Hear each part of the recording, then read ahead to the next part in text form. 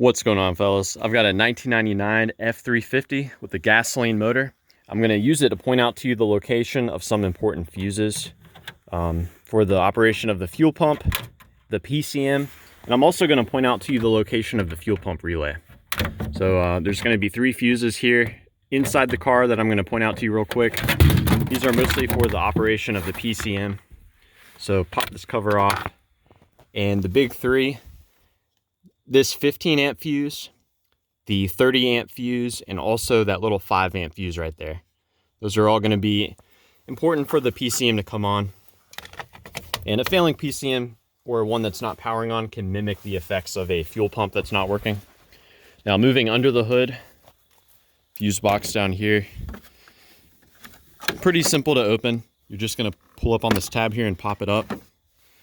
There's going to be this large 20 amp fuse right there. That's going to be important for the power to the fuel pump.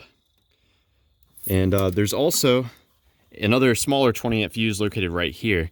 This is more important for providing power to the fuel pump relay. And the fuel pump relay is going to be this one right here.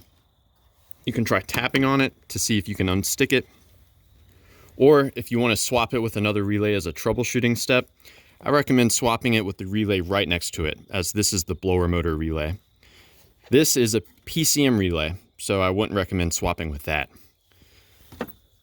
So yeah, I hope this was helpful. Let me know if you guys have any questions, or more importantly, any advice about troubleshooting the fuel pump on the F350.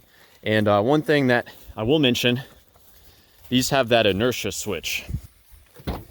So definitely worth checking that as well. The inertia, this switch gets reset, or thrown rather, if the truck impacts something, and it's actually right inside of that hole there. You may have to pull this cover off to get to it, but you'll want to check that if your fuel pump is not receiving power.